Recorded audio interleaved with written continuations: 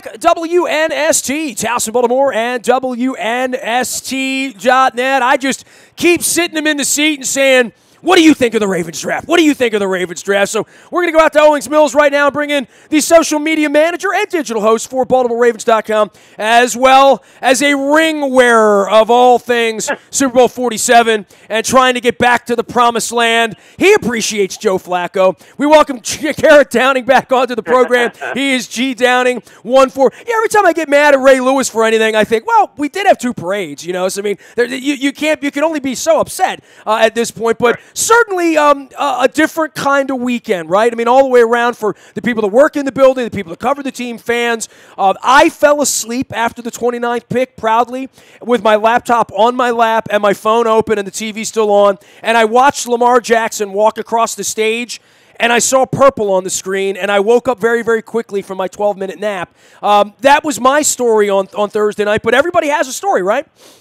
Oh, yeah, absolutely. I mean, it's funny. I think there's a lot of Ravens fans that probably, woke up in the morning and rolled over and checked their phones and probably jumped out of bed when they saw that the Ravens had traded back in and taken Lamar Jackson. I was down in Dallas, actually, at the draft, and it was chaos there. And it was really exciting for us because we had taken Hayden Hurst with the 25th pick, and he was not actually in Dallas. And so, selfishly, I was really disappointed because you go down there and there's all this excitement and you want the chance to interview the guy and get some behind-the-scenes content with him and all that. And then he wasn't there. And so we were so disappointed and we're kind of packing up. And then all damn it, Ozzie, leave it to you to draft the one kid that's not in Dallas. What are you thinking, man? Exactly. And then, we trade up and it's just chaos there for about 10, 15 minutes until. Did you have any tip on it at all? Did anybody hit you down the line and say, hang in there? Because the one thing that I would say, and I talked to Kevin about this on Friday, was when the brass didn't come down on the 29th, 30th, 31st pick to meet the media. Usually, within 10 minutes, if you pick 11th, you come down, you do the media, you go back upstairs, you're back upstairs by the 19th pick or whatever. That didn't happen late into the night on Thursday. So I think for anybody who's a little bit of a veteran, it was sort of like for you guys late at night, it's like, when are they coming down? Well, they're just going to wait to the end of the round. Okay, well, that sort of makes sense, sort of, kind of.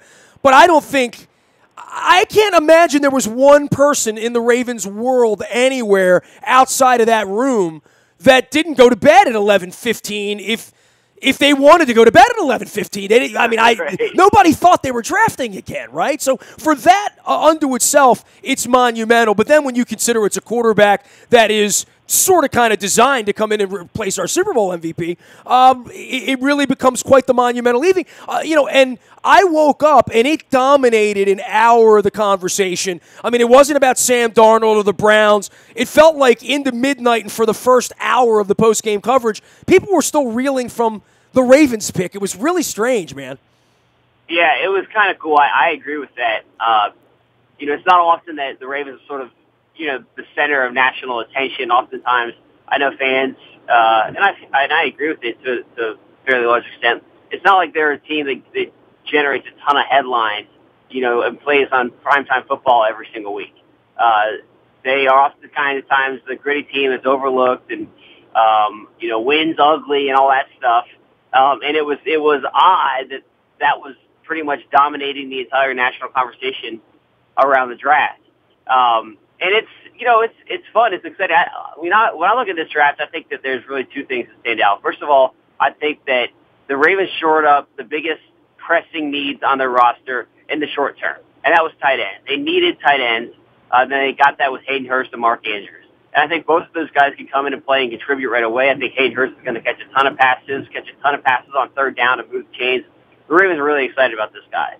And then there's the long term, and that's Lamar Jackson. And if he turns out to be the kind of player, obviously what he was in college and what the Ravens hope he can become at the NFL level, then that will end up being a steal as the last pick in the first round. And so they addressed what they needed in the short term, and then they got the potential quarterback of the future. When he steps on the field and when he plays is anyone's guess. Maybe it's next year, maybe it's this year, maybe it's 2 years from now, who knows? But they have a guy in-house now who they feel like can become the long-term answer at that position, and it'll be really exciting to see him. And he's just an exciting player. He's a dynamic player. He rushed for more yards than Saquon Barkley in college. That's the kind of player that the Ravens just added, and it's an exciting kind of new age in terms of where this offense is going. He is Garrett Downing. He's G Downing 14 out on Twitter, and of course doing the lounge and all sorts of things at BaltimoreRavens.com, where it is very, very active. And I'm sure, much like everybody else, you're just trying to get a little background on all of these guys. I want to back up and pump the brakes on Lamar Jackson, because I don't even believe he's going to get on the field as a quarterback this year in any appreciable way other than a trick play or whatever trickanery Marty and Roman can work out for him and James Urban in that room. But Hayden Hurst is sort of the forgotten guy, right? And Marty joked about that on Friday, and we're going to be talking about this for the next 5 months, because for the amount of times me in the media, you in the quasi-media at Ravens.com are talking about Lamar Jackson, we're going to do that 10 times for every time we mention Hayden Hurst. And Hayden Hurst is, the guy that's brought in to contribute this year, right now. He is a legitimate threat in this offense, especially with another tight end, that maybe the pair of these tight ends could catch 100 balls this year. Yeah, I mean, everyone knows that Joe Flacco loves to throw to the tight ends, and I agree with you. Lamar Jackson is dominating the conversation. That's because of the position that he plays, and he's a Heisman Trophy winner and all those things. But the fact is, the Ravens took Hayden Hurst first for a reason. They feel like he's somebody that could be a really special player, a really important piece of this offense. When this offense has been at its best, I think really when you go back and look at the history of the Ravens offense, when the offense as a whole is playing at its best, the tight end is a really important piece. I look at the Ravens Super Bowl run when Joe Flacco was playing lights out. Obviously, Anquan Bolden was sort of the key piece of that passing game, but that's when Dennis Pitta, I thought, really had his coming out party. I think he had 4 touchdowns in those playoffs. He was such a safety net for Joe the entire postseason, and then that continued throughout the rest of his career when he was healthy. So when this offense is playing well, look at 2014 when the Ravens had a really good offense under Gary Kubiak. Owen Daniels came in and was the really important piece of the offense. They've had some guys. Benjamin Watson fought and worked last year, but he's a guy that's 35 years old coming off a torn Achilles. I think that getting another young player at that position, Hayden Hurst has good speed after the catch. He can make contested catches. The Ravens are fired up about this guy. I mean, they're really, really excited. And they drafted him ahead of Lamar Jackson, ahead of Calvin and Ridley. And they felt comfortable trading back from 22 to 25, knowing that, him or DJ Moore or Calvin Ridley, one of those guys would all be there. And, they end up getting him. And so it was a well done, I think, first round for sure for the Ravens. Well, Mark Andrews' pick's even more interesting because I have talked to, a dozen media people in the aftermath here at WNST. You can hear those all out in our buyatoyota.com audio vault as well. And half the people like Mark Andrews better, as a prospect to catch footballs for Joe Flacco coming out of Oklahoma and Baker Mayfield and all that stuff. And obviously we went Oklahoma and Alabama-centric here again. But in the case of Andrews, there's another complimentary piece that, I'll talk about Hayden Hurst, and I love me a baseball guy, and he was a friendly personality. I don't think anybody around there that met him on Friday wouldn't like him, or Lamar Jackson for that matter. But the combination of these guys, and I do go back to Pitta and Dixon, and I do go back to Heap and Sharp, and knowing what that could represent in this kind of an offense, especially for Joe in the near short term, because these two guys are going to be on the field. Yeah, Mark Andrews is interesting. When you look at their college production, Mark Andrews was far more productive in the passing game than Hayden Hurst was. The numbers are really not even that close. And part of that was the offense they played in and the fact that Mark Andrews had Baker Mayfield throwing on the football, who was the number 1 overall pick, and they played in a wide-open offense. Mark Andrews is more your traditional big slot receiver almost. They could put him on the line, but, he was compared by Eric DeCosta to Dennis Pitta. And Dennis Pitta, he did some blocking occasionally, but that wasn't what Dennis was really. That was not his forte. His forte was getting out in space and creating mismatches against linebackers and safeties and running up the seam and making tough catches. And Mark Andrews has the ability to do that. So, yeah, I mean, they got 2 pass-catching tight ends. That's the position where guys, you look at the Ravens over the past few years, and they've had, going into the season, they feel like that's the deepest position on the team, and then all of a sudden you have injuries to Ben Watson and Dennis Pitta and Crockett Gilmore, and Max Williams, and it's like now suddenly we just lost 4 tight ends, like what happened a couple years ago, and so they now have depth.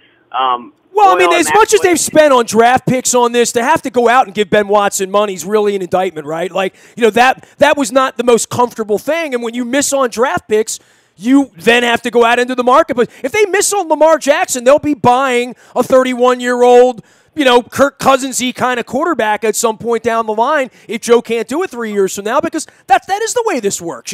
Joe was drafted because Kyle Bowler didn't work. Literally, Kyle Bowler was drafted because Chris Redman didn't work. And that's sort of the genesis of all of this. So back to 2 more tight ends, 2 first-day tight ends. This organization has spent a lot on tight ends over the last 10 years.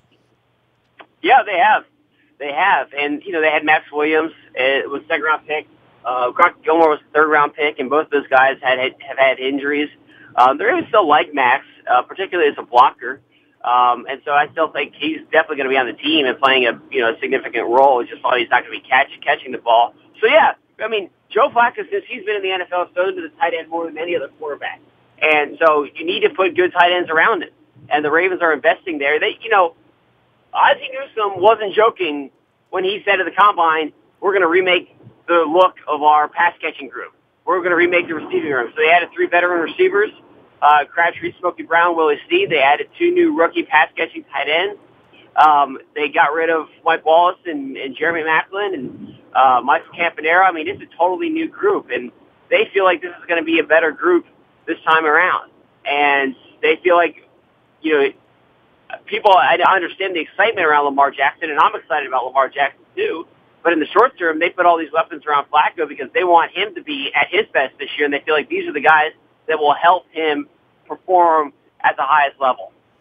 Garrett Downing is here. He is G. Downing, 1-4, and we have, sort of tried to break this thing down, pick by pick and talking about all these guys. And then all of a sudden on, Saturday, there's a flood of players coming in here and so many bodies. And let's start with Alabama and a cornerback and UCLA and an inside linebacker, a couple of wide receivers. We were all clamoring for early wide receivers. Clearly, Eric and Joe and Ozzie love the late wide receivers in Jaleel Scott and Jordan Lasley, who's also, a high-end talent guy who had some problems. But, throughout these drafts, Bradley Bozeman, a center late in, and I love the center Daniels from Iowa. I thought the Ravens loved him, too. He was sort of their kind of guy and coming from Ferentz's system. But I have felt like the offensive line has really struggled in the aftermath of Matt Burke. I have been, loud about that, and now they've lost, Jensen, who clearly Tampa valued to a huge cap number as well. I want to see them settle that center position down for Joe or Lamar or whoever is going to be the quarterback. Yeah, I think Bozeman, I like both the Alabama picks. Bozeman, you get a guy who's big. I like a big center just like Jensen. And I thought that, Burke was a big guy. Jensen was obviously a big guy. Bozeman's a big guy. I think he's 6'4", 6'5". So physically he's going to fill that spot. No problem. I don't necessarily know that it's guaranteed that he's going to start. It's going to be a competition, and he's a 6th-round pick. So he's going to have to earn that, and we'll see if he's ready to go out there and play right away. But he did it in the SEC in the best program in college football. So I like that. The cornerback out of there, Anthony Averett, I like that too. He was a 2-year starter on the best defense on the best team. So what am I missing there? The year before, the Ravens had taken Marlon Humphrey, who everyone, liked coming out of Alabama, and the guy who was starting on the other side was Averett.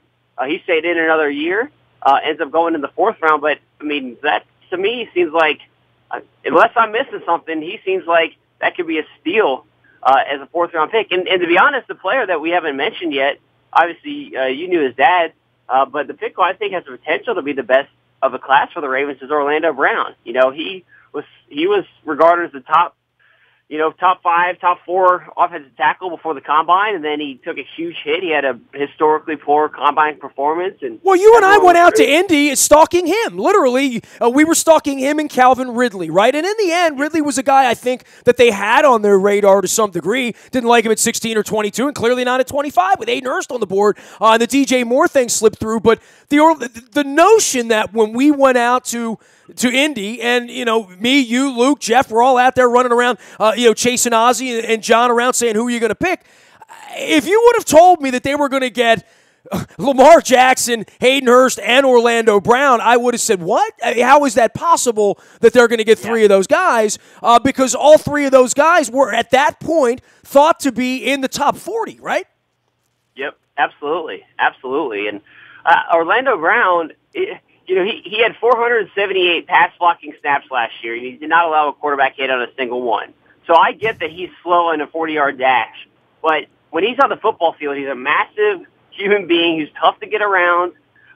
You want to maybe clean up some of the fundamentals, and I think he's a guy that can benefit from being in Steve Saunders' weight room and getting a year in that program. Certainly, I think that can help. But he's going to compete for a starting job at right tackle, and it would not shock me if he ends up winning it. If you end up getting a starting tackle in the NFL in the third round, I think that's pretty good value right there. And he has all the physical traits. He's done it, at the college level. He did it for one of the most explosive offenses in college football and blocked for Baker Mayfield last year in kind of an exciting offense. So I like that pick a lot. I like it a lot.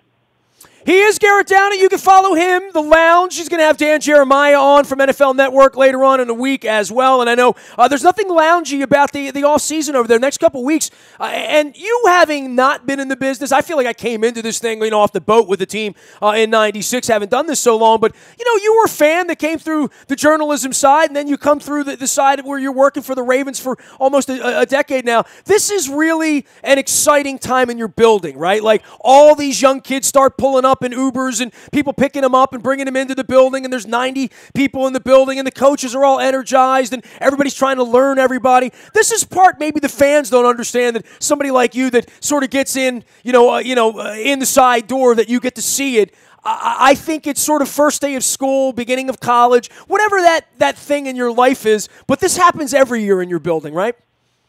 Yeah, I think that the arrival of the rookies is definitely one of the most exciting times. The start of a new school year or starting going off to college is a good analogy. All these guys come in, and some of them are nervous, and a lot of times they kind of get there. Rookie minicamp starts this weekend, and these guys will get here, I think, on Thursday, and it'll be kind of quiet, and they're starting to feel each other out and, learn who's who, and they want to make a good impression. Well, a story that always stands out to me, I remember when Brandon Williams showed up for the first time. He's this third-round pick out of a small school, and he showed up in a suit and tie, and there wasn't, it's not like there was even a press conference, third-round pick. You don't get a lot of fanfare, especially when you're from Southwest Missouri State, I think it was. I'm going to give him a hard time when I see him with this story, so this story better be good. Yeah, I know. It's just that he showed up, and he was in a suit, and it was like he was coming for a job interview, and he wanted to make a first impression. And that has always stuck out to me. Most guys show up in sweatshirts, and they get their team-issued gear, they change into that, but I think that kind of speaks to this kind of player that Brandon Williams is. He wanted to show up, and he wanted to put on a suit, and he wanted to make a good impression, and he wanted for people to kind of remember, hey, this is important to me, and I want you guys to know that I'm serious about this. And obviously, 6 years later, we know that he was certainly serious about it. So yeah, this is an exciting week, and I'll tell you, seeing Ozzie and Eric and John and Joe Ortiz after the draft on Saturday evening, that was the most, I think, excited I feel like I've seen them in a post-draft press conference that I can ever remember. Maybe it was part of the emotion of Ozzie's last draft in that whole moment, which we posted a video of that last call everywhere on our social media, on our website, on our app, which was, I'm sure you watched it, Nestor, really powerful. Yeah, and so I don't know if that played into it, but either way, they were so excited about this class, the prospects of what this group could add. And so I think that they're fired up to get these guys on the field for rookie minicamp, and I know I'm excited to see it. I know you monitor the whole league and the whole draft, and you were down there. I mean, anything you want to say about the Dallas experience? I mean, I've only attended one draft, Garrett, and I'm one for one. I went to the Felt Forum in 1996 when Jonathan Ogden came off the board and Ray Lewis came off the board that day, when everybody was clamoring for Leland McElroy, the little running back out of Texas A&M. Instead, that day, they drafted this kid named Ray Lewis, undersized linebacker from Miami, And I never went back because I felt like it was – It was a little antiseptic. You know, I started drinking beer and having draft parties in the era of Starks and McAllister and, you know, through all of those drafts and Heap and all that stuff. And I guess in the modern era, this thing's become larger than life in Dallas. Not a lot of fans get to attend it. I didn't go to Philly. I wasn't going out to Chicago. I don't know. Maybe when it goes to L.A. or something, or maybe if they ever have it here. Obviously, I'll attend it if they ever have it here. It's going to be a traveling circus. But you've been a part of that. And anything you want to say about going down to Dallas and being a part of that?